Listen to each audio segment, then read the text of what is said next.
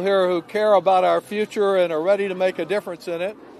I'm Lloyd Doggett. I represent Austin, Texas, and I thank all those who are participating on behalf of working Americans all over this country. You know, there are so many people that wonder at this time of the year whether their vote will make a difference. This year it makes a gigantic difference to protect our freedoms and prevent another assault on this building and on our democracy. Today we're going to focus, though, on what a difference it makes for your pocketbook. This election will determine whether the Trump tax scam is expanded to force working families to bear an ever-increasing part of the burden of financing our national security and other vital needs, or whether the well-connected and the largest multinationals in the world will pay their fair share. And it's also about whether or not we will have the resources that are necessary to invest in Americans, to invest in our education system, our health care, in child care, in retirement security, which should be available to all Americans. What's been called the Super Bowl of taxes is coming up next year. Will we have the Trump tax scam extended, or will we stop it? And I have to tell you that the last time we had a Super Bowl, Trump won. The Trump Republican tax giveaway to the well-connected was rammed through this Congress before the truth about it could catch up with the lies. The lies could catch up with the truth. Disguised as a middle-class tax relief program, it rewarded multinational tax dodgers and those at the very top, and the Trump family personally did pretty well out of it. The bill opened up one new tax break after another for multinationals that outsource their jobs and offshore and hide their profits. In the first year after this Trump tax scam, the objective, independent Joint Committee on Taxation determined that the largest multinationals in this country were paying an average tax rate of 7.8%. What nurse, what firefighter, what teacher pays such a rate? None of them. And the largest American pharmaceutical companies, well, that wasn't good enough for them. Last year we've learned that as a group, they paid absolutely zero in federal corporation taxes. Nothing to pay for medical research, nothing to pay for our national security, and of course, these are the same companies that charge Americans the highest pharmaceutical prices in the world. Over 20 years ago, we were in a better position. Under President Clinton, we had a budget surplus. But what happened since then is that 2 rounds of Bush tax cuts and the Trump tax scam have added about $10 trillion to our national deficit. Now Trump and his Republican enablers would double down on that record. Trump, after all, is the self-proclaimed king of debt, the self-proclaimed clever genius. And that clever genius insists on more red ink and an estimated, according to Bloomberg, $10 trillion in additional tax giveaways that he is proposing.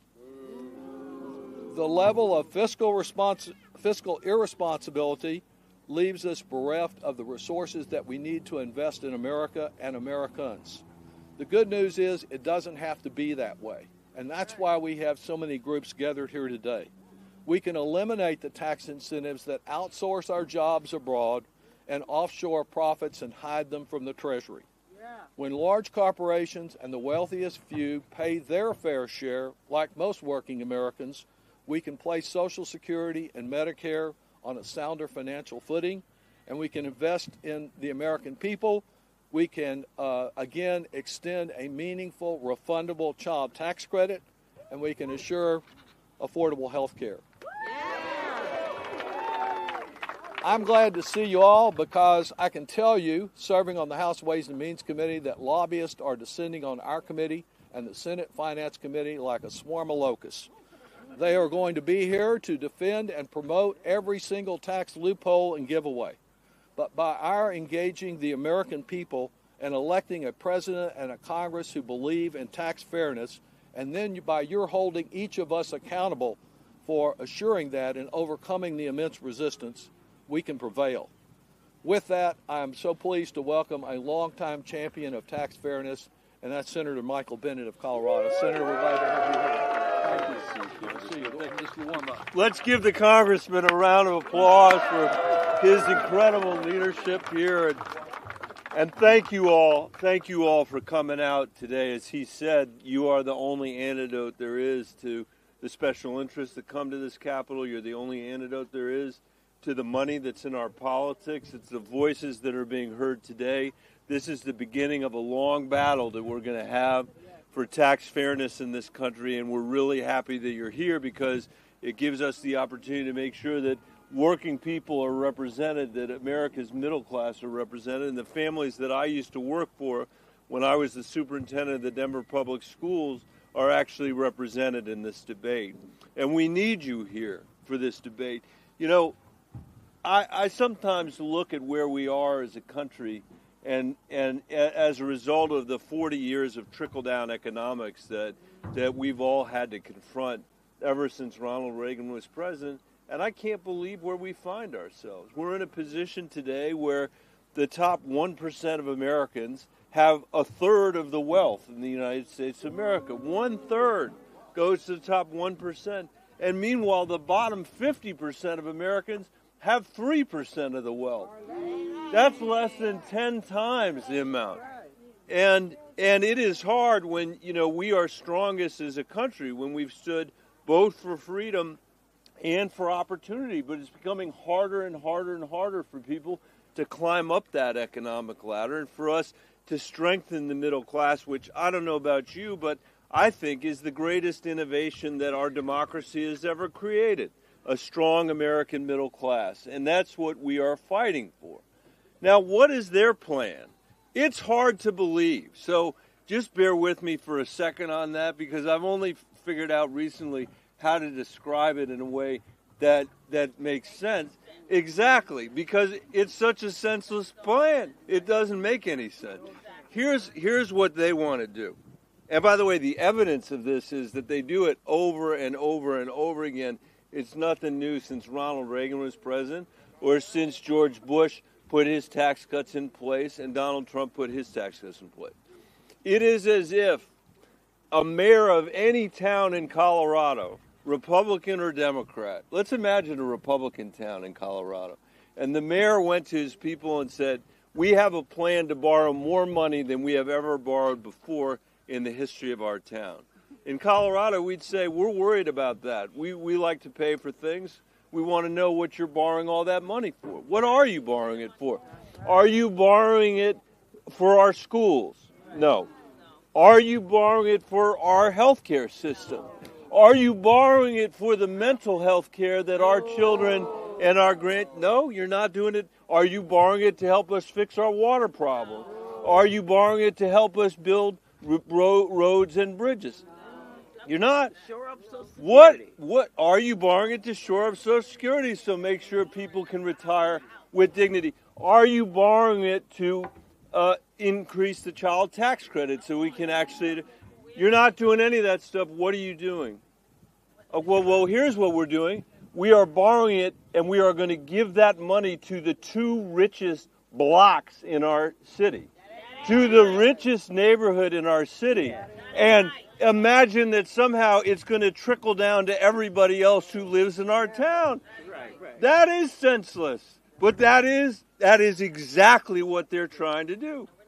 And we're not letting it happen because somebody's going to have to pay that bill, and that somebody is our firefighters and our teachers and our police officers whose families are not going to benefit from those crazy tax cuts, but are going to be stuck with the bill. It is insane, and we're not going to let it happen this year.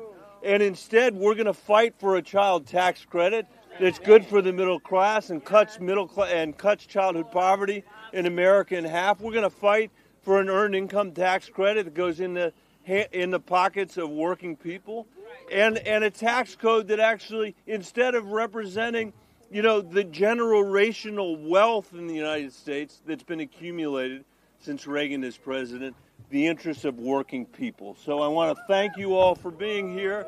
I appreciate your being here. Congresswoman Gwen, are you next? No. Yeah, she's next. Thank you, Senator. Yeah, come on up here. No. Congresswoman Gwen Moore. Wisconsin, a From voice for working Wisconsin. people on the Ways and Means Committee. You talk the talk. You got to tell these folks about it. Come on up here. Oh my goodness, my distinguished colleague, Senator Bennet, and my esteemed colleague on the Ways and Means Committee, Lloyd Doggett from Texas, thank you so much, and thank all of you for gathering to speak truth to power. You know, I wanted to be on the tax committee because I wanted to be in the company of people like Kristen from Fair Share America, and Becky Pringle from the NEA, and Heather Conroy from SEIU,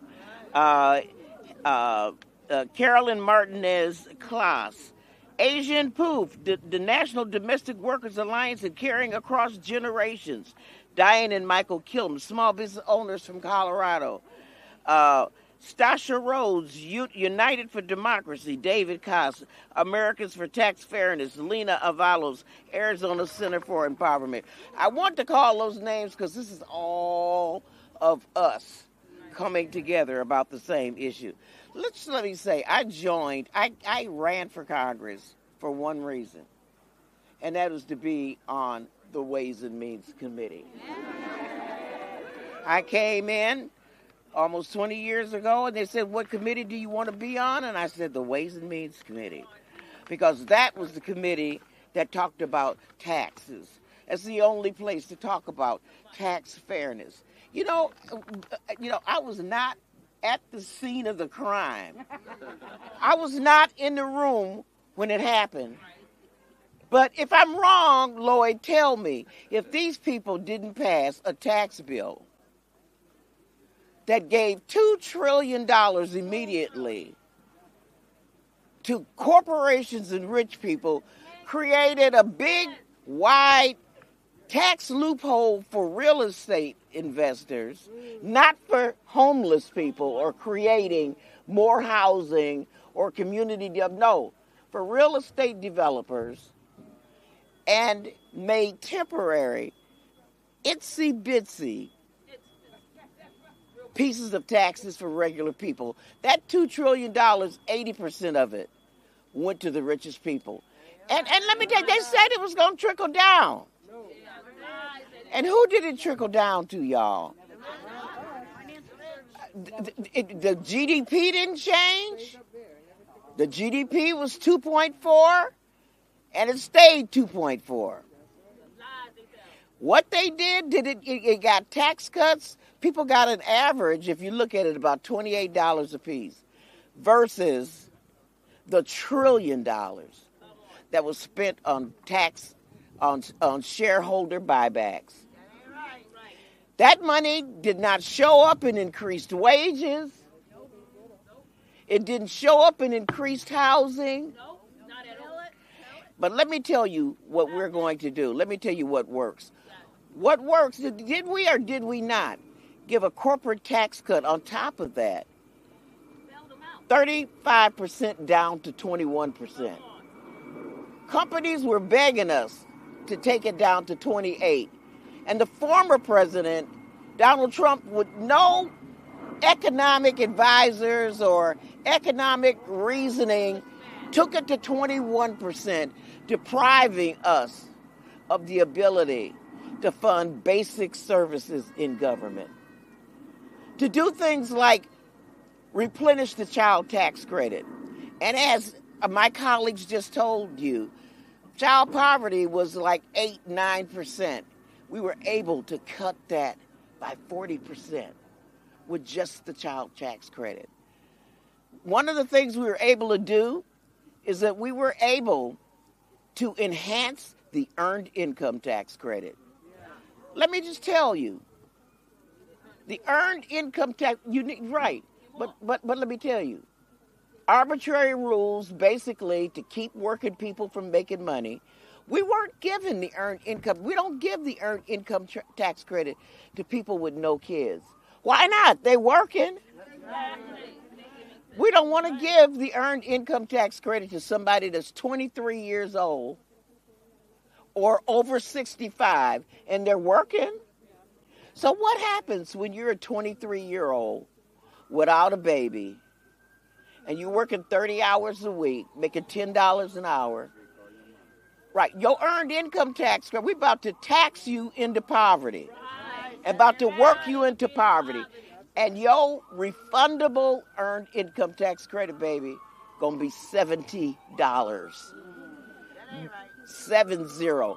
Versus with the reforms we had in the American Rescue Plan, it would have been $980. That's a big difference. We are taxing people into poverty. We are more productive than we've ever been. People are working themselves into poverty, and we're taxing them into poverty. We need to increase the corporate tax up to 28%, which is fair. Is that fair? That's still a tax cut. No, it was at 35. We cut it. We cut it. That's fair. But we need to use the rest of that to work for our working families and for our children. The child tax credits, studies have shown what people did with the child tax credit. Guess what, y'all? They fed their babies. They gave them better quality food, better housing. This is what they did with the money. And maybe some of them who weren't as poor as some of the people at the lowest end of the spectrum, they bought those tennis shoes so that their son could participate in sports. Or rent that band instrument so their kids could play in the band. It was a recognition that it's work to take care of your children. It's work. So forgive me for going on and on and on. I'm so sorry. Like it is. Did you speak, Lloyd? I'm done. I'm going to call up Kristen. Thank you so much. How about that, Gwen Moore? So Kristen Crowell had, with Fair Share America, played a big role in getting us together. Kristen, tell us about what a fair share means. Yes. Thank you. Thank you, Congressman. Thank you very much. Good afternoon. My name is Kristen Crowell, and I'm the proud executive director of Fair Share America. Yeah. Our movement that we have built together over the last several months, planning for today to make sure that constituents from over 22 states are here to lift their voices, to make sure our representatives know that we know exactly how this tax scam has played out at the local level in our communities. And we're not going to take it anymore. Yes.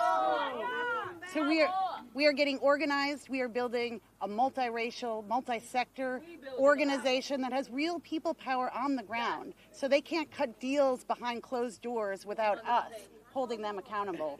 And we want to thank our champions who are standing with us today, and we invite more champions to join this fight with all of us across the country.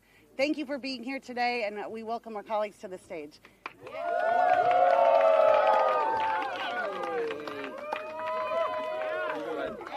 Good to have you here. Thank you. Of course.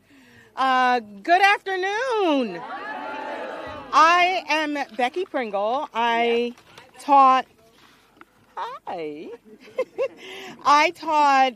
middle school students the wonders. I know, right? Special place in heaven. The wonders of science for 31 years. I now have the honor and privilege of serving as the president of this nation's largest labor union, the National Education Association. I am so proud to be standing beside these strong champions for tax fairness. We, of course, already heard from Senator Bennet. We know that Senator Sanders is standing in solidarity with us. And, of course, Representative Doggett and our longtime friend, Representative Moore. You know, there are people who say, Becky, why is this an important issue for the NEA? Well, our 3 million members are part of the working class. So it's an important issue for our members, whether we're talking about teachers or custodians. It's an important issue for us. But it's important on another level for us, too. We know that our students cannot come to school ready to learn every day if they don't have a stable family that is able to take care of their children. And if we do not have tax fairness, then that can't be done. And then who is it that stands in those gaps when they cross the thresholds of our schoolhouses? It's educators. We're the ones that have to stand in those gaps. So we're not only fighting as part of the working class, we are fighting for our students. That's what we're fighting for. We know, it's no secret, you've heard it laid out, that the tax code has been deeply flawed for generations. It has not generated enough revenue to support the investments we need. It has reinforced economic and gender and racial disparities that exist in every social system in this country. It has not required that the wealthy and the large corporations do their part to maintain our nation's financial health. And then, in 2017, those tax cuts allowed rich and powerful people to get away with doing even less. Yes. Today, we are calling on this nation to use this opportunity of the expiring of those tax cuts to make real change, to create real tax fairness next year. We cannot, right? We cannot continue to balance our nation's budgets on the backs of students and families and communities. No teacher, no bus driver should pay more taxes than a billionaire.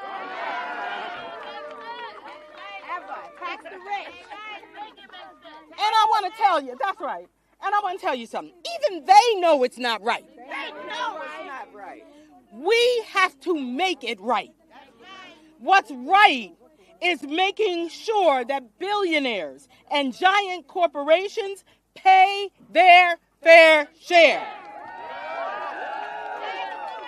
And we need them to pay their fair share so that every school is funded, so that every community has the public services that help families move ahead.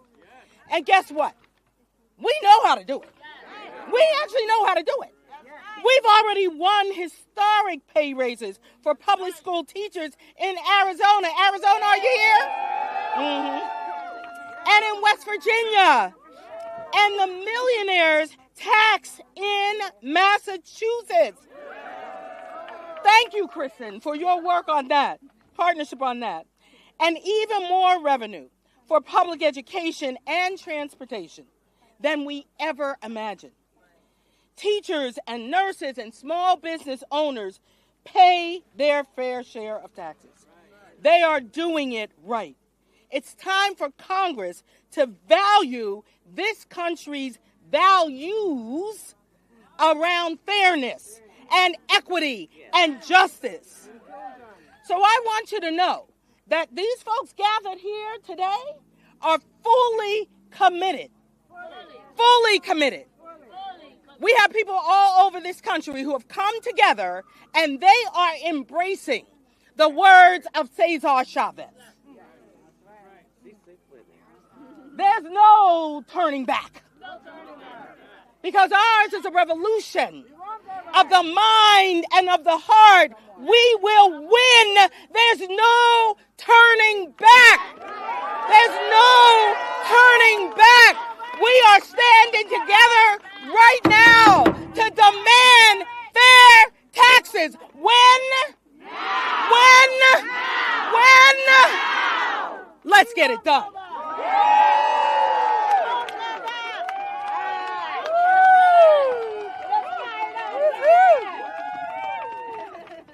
Amazing. What an honor to follow my sister, Becky Pringle, president of NEA. Another round of applause for her. Hello, fighters for tax fairness. My name is Ai-jen Poo, and I'm the Executive Director of Caring Across Generations and the President of the National Domestic Workers Alliance. And we are so proud to be standing with you today as a part of our coalition called Care Can't Wait. Yes. Because my most important identity is an identity of a caregiver. Yes. And I'm not alone because there are 53 million caregivers in America. Yes. There are 33 million of us raising young children. Yes. 11 million sandwich generation caregivers in this country who are squeezed between the pressures of caring for our children and our aging and disabled loved ones. Yep. Does this sound familiar to you? Yes. It is so important what we do as caregivers. And yet, millions of families across this country are struggling to manage and afford care. Parents paying $11,000 per year on child care. Disabled people stuck on waiting lists, hundreds of thousands of people long for services they're eligible for. Family caregivers forced into impossible choices between going to work to pay the bills and caring for the people they love. Care workers who cannot afford to take care of the people that they love, despite working hard every day to care for us. Something is deeply wrong when that is our reality, when the most important work and relationships we have in life remain unsupported and undervalued, when our systems continue the inequality of care that plagues this country rather than level the playing field. And imagine if it were the opposite. Imagine if we prioritized investments in making childcare affordable, investments in making aging and disability care available to everyone who needed it, and making every job in the care economy a good living wage job that you could take pride in and support your family on. That is possible in America. Yes, it is. And on one level, it's so simple. If the people who have the most pay their fair share, that could be our future. If the people who have the most pay their fair share, everyone's fundamental needs for care could be met in this country. It means ending the giveaways and loopholes that benefit billionaires and corporations who do nothing to help our families and communities. And tax fairness comes down to a question of care. It's about how we hold one another to the aspiration of a country that believes in both caring for our families and the dignity of work. Care workers around the country right now are modeling those values, working hard, showing up to care for us every day, going home, caring for their families, paying their taxes, organizing to change policies so that we can all have care, and they do it on poverty wages. The least we can do is fight for the fairness in our tax policies that would actually give them a shot to succeed. Are you with me? Yes. Are you ready? Yes. Tax fairness when? Now. How did I get stuck following the two of them? Fair taxes win? Now. Fair taxes win? Now. Thank you so much. I'm Stasha Rhodes, Executive Director of United for Democracy, and I am here because fair taxes matter to our democracy. The tax code is foundational to nearly all economic and social policy in our democracy. It can be used to generate the public resources needed for shared growth, to combat poverty, and to address long-standing racial and gender inequities. Or it can be shrunk down to the point where a false sense of scarcity holds and pits priorities and communities against each other. It can be aimed at checking excessive concentrations of wealth and power and encouraging productive investments towards inclusive prosperity for all of us, or it can be used to incentivize hoarding and to reward those who already have the most. It can foster community and reinforce shared interest and a shared future, or it can breed distrust and frustration at a system that appears to be rigged in favor of the wealthy. We see a rigged tax system as evidence of a rigged democracy. Yes. The sense that the system only works for the rich and well-connected, that it doesn't work for us. That's right. In fact, in most cases, it feels as if it works against us. This undermines our faith in our government and in our democracy. Right now, the public believes that the rich and giant corporations pay too little in taxes. That's right.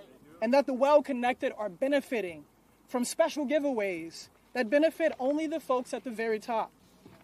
And they're right. After 20 years of unpopular tax cuts for the rich, we need to tell a different story. That our government can and will make the rich and powerful pay their fair share. We can do that next year. We can do that now.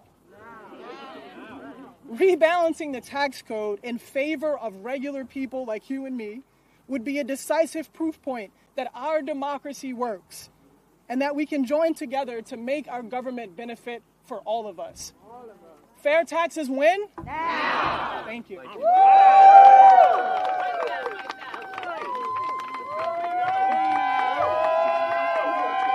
Buenas tardes, good afternoon. My name is Lena Avalos. I'm honored to be sharing this space with so many powerful people with Fair Share America. I am the Senior Policy Advisor at the Arizona Center for Empowerment.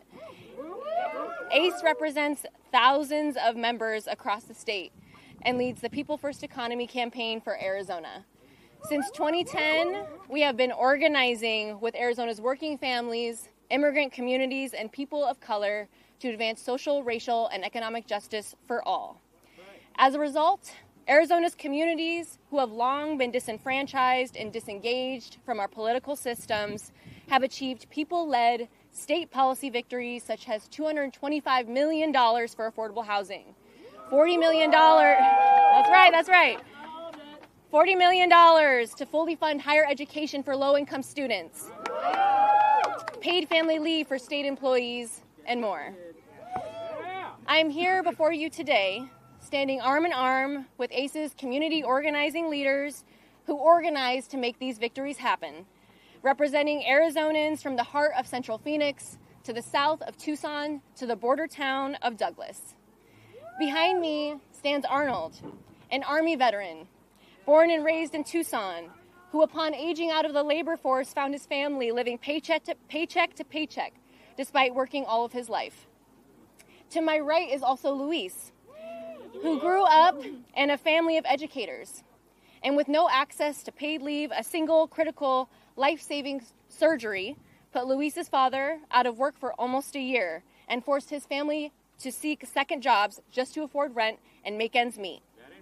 Right. And finally, I am joined by Jaden, a young woman of color who has felt firsthand the lack of proper investment in state public health care systems, and who, upon overcoming her own mental health struggles, now organizes around fully funding mental and physical health care programs. It was imperative for us to be here today because we know that building an economy that puts people first cannot be accomplished through singular historic investments in our home state. We know that the story of tax and budget policy at the Arizona State Legislature is the same story that has echoed those halls for generations. But most importantly, we know that at the center of tax inequality in this country aren't numbers and graphs, but the lives of ordinary people, working class people, and communities of color who are struggling in an economy that wasn't built for us. But I'm here today to tell you that we, the people, are ready to take back our economy. One that for too long has disregarded us, for too long has divested from us, and for too long has been governed by politicians who prioritize the profits of billionaires and corporations over everyday people. We know a future is possible where everyone has access to housing, health care, and a good education, and where the wealthy and corporations are paying their fair share. Arizonans are ready to fight for that future. Ohioans are ready to fight for that future. Americans are ready to fight for that future, and we are here to demand that the politicians who sit in the People's House from Arizona to Washington, D.C. fight for it too. Thank you. La lucha sigue. Se puede. Se puede. Se puede. Sí se puede. Sí se puede. Sí se puede. Fair taxes when? Fair taxes when? Thank you all so much for being here. My name is David Shadburn. I'm a senior government affairs advocate with the League of Conservation Voters. We are all here today because we are tired of corporations and the wealthy not paying their fair share in taxes. We are tired of being told that deficits caused by these corporate handouts are the reason why we can't invest in our communities, like protecting the air we breathe and the water we drink. And we are tired of being told that investing in good-paying, union, clean energy jobs in the affordable clean energy economy are giveaways, but continued taxpayer-funded subsidies for polluting industries that are causing cancer and other harmful illnesses disproportionately in low-wealth communities of color, that's okay. Climate advocates know how important the upcoming debate around a tax bill is because we have seen the impact of tax policy, both good and bad. When Republicans had their trifecta back in 2017, they used their tax bill to eliminate clean energy tax credits and to provide giveaways for their big oil donors at the expense of our communities in the form of historic tax breaks for polluters and a horrible poison pill rider opening the iconic Arctic National Wildlife Refuge to drilling. But I want to talk about what tax policy can do when your focus is to drive positive, meaningful change. In 2022, when Democrats had a trifecta, we passed the Inflation Reduction Act, a once-in-a-generation climate bill that spurred the affordable clean energy economy into action. Tax credits for wind and solar, electric vehicles, which were gutted in the 2017 GOP tax scam, are now deploying these critical clean energy technologies while creating good-paying union jobs right here in the U.S. and all while fighting the climate crisis. And let's be clear, any effort to repeal the Inflation Reduction Act, as House Republicans have attempted in part at least 51 times this Congress, is completely unacceptable. So when Congress revisits a tax bill next year, we need our elected representatives to stand up for our communities. We need to not only end these unfair deficit-driving tax cuts, but it's time to make sure that the corporations and the wealthy pay their fair share and ensure no CEO is paying less in taxes than everyday workers. We need to not only end the subsidies that these polluting industries receive, but make polluters pay for the damages and diseases that they've caused. And we need to not only protect the historic climate change fighting clean energy tax credits in the Inflation Reduction Act, but invest in the health of our communities, in the affordable clean energy economy, and ensuring a livable planet and future for us all. The movement to tackle the climate crisis and protect our environment is inextricably linked with the movement for tax fairness. We're honored to be in this together. Thank you all so much. Thank you. But since the climate is speaking, let's try to cut them as short as possible. Let's do that. I'm an Oregonian, so I shouldn't mind, but I kind of do. Hello, good afternoon. I'm Heather Conroy, and I'm an Executive Vice President of SEIU, Service Employees International Union. Our union of nearly 2 million workers is a multiracial, multi-generational union. A majority of our members are women, and predominantly women of color and immigrants. From janitors and airport workers, to hospital and nursing home workers, to state and municipal workers, to caregivers. We are the service and care workers who are the social infrastructure of this country. And at our union, our mission is clear. We are going to end poverty wage work. And our strategy is simple. It's unions for all. We are committed to ensuring that every single worker, not just some of us, has a right to join a union and a fair shot to get ahead. No matter where we come from, the color of our skin, we share the same basic aspirations of a good life, to do right by our kids and to have good places to live. We understand that we depend on each other, and that's what our tax system is all about. And we know that the current tax system, frankly, the tax system in this country for many, many years was designed to drive inequality. It was designed to hold us back. It was not designed to help us all get ahead. We believe that there's another way, and that's why we are proud to stand with Americans for Tax Fairness in this storm to demand that Congress take the opportunity that they're going to have in next year to be able to roll back the wrong that happened in 2017. Congress has the opportunity to do something about this injustice. And we are proud to stand with all of you in this pouring down rain to make sure that it happens. And I am cutting it short. The short version. The short version, yeah. From Colorado. 45 version. Yes, I know. Thank you all for being here. We're going to present something about small businesses, make it a little more personal for us and for others in small businesses.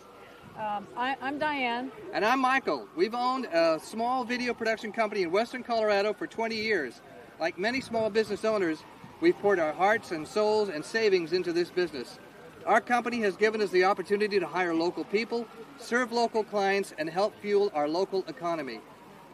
When the 2017 GOP tax law passed, we were told this law would help small businesses thrive. We were told it would make it easier for us to grow and compete.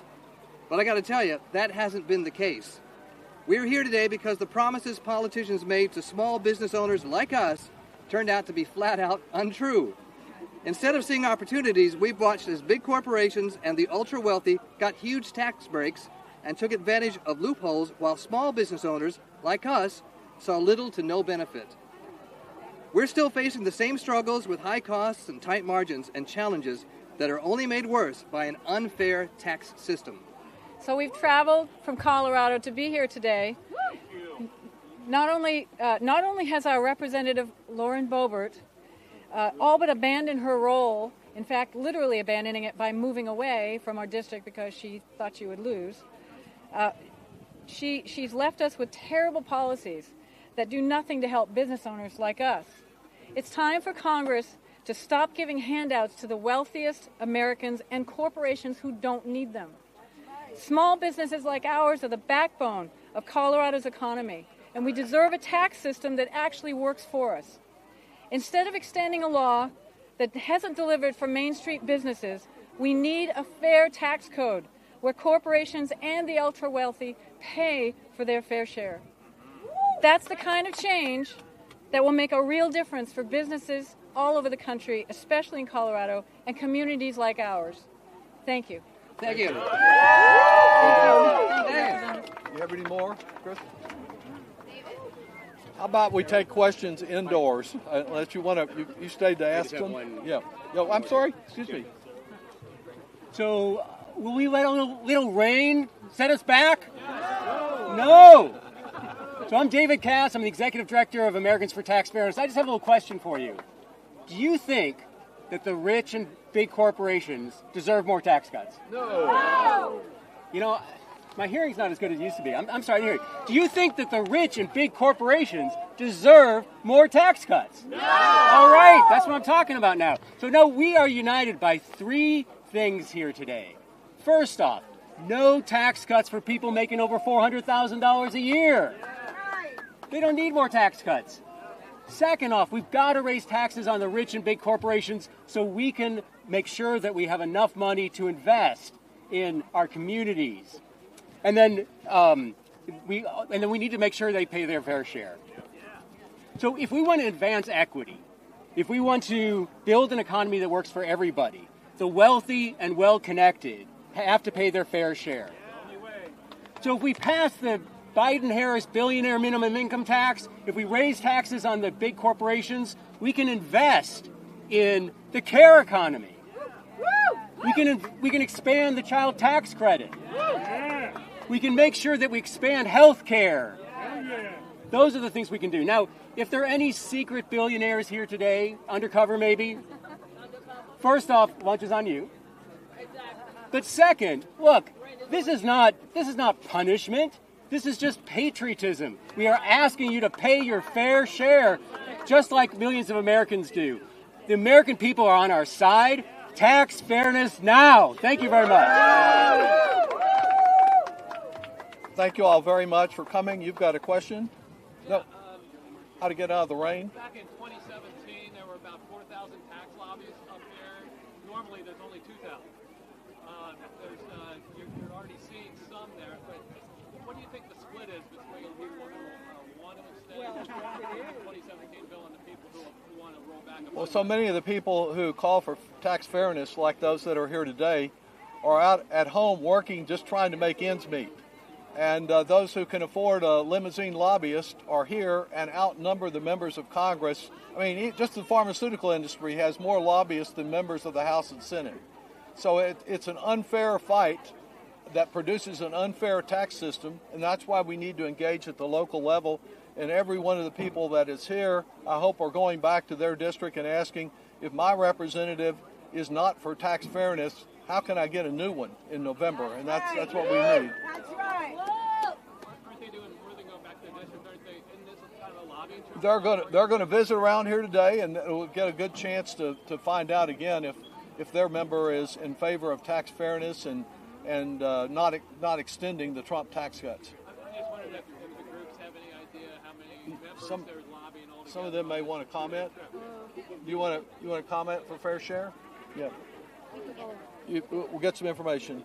Yes, sir. Sure. If Republicans are in control of the Senate next year, it sounds like they're going to be opposed to raising the corporate tax rate. If that's the case, what are your options as Democrats for making a deal here at all? Is it worth letting the cuts expire at that point? Well, yes, that's one advantage that we have is that the Trump tax cuts, most of them will expire if we do nothing. This Congress has demonstrated it has great expertise in doing nothing. And so that is a leverage point. But yes, if we have a Republican Senate, they will be pushing for every tax break they can. It is so ironic that corporations that told us, please lower the tax rate to 28%, and then were given 21%, are now telling us if we go to 28, that there'll be a disaster. And of course, Donald Trump is pushing for lowering it to 15. So yes, that's why the lobbying today is important. The presence today is important, but the most important presence is back in the districts to try to get us a House and a Senate that really believe in tax fairness and not just continuing to be servants for the multinational corporations and the well-connected. Absolutely. Thank you. Yeah. Is there agreement on what you want to roll back? Because I'm pretty sure you want to keep the 12%, the 50% brackets, and the lower brackets. I'm sure we will spend endless hours looking at every point in there to see if there are any that should be preserved for tax simplification. But on the whole, where the cost has been for these giveaways to these multinational corporations and the rates at the top. And if we can close those, we can provide more equity for the middle class, for the working people in this country. I saw a sign. Does that include on the pass-through? Well, I think we have to take a look at that. As one of our last speakers in the heavy rain small business got shortchanged, and many of those through the pass-through pretend to be small businesses, but they're boutique law firms and lobby firms and the like that are taking advantage of that. So we need to look closely at the pass-through. It's been very expensive. Preserve it for genuine small business and close it for some of those that are avoiding. Okay, thank you all for being here through all climate, and together we can get this done, but let's go home and send it a good Congress up here. Thank you all. Thank you for being here. Pennsylvania is where it all happens. Oh, great. Well, you just have to make up for the middle.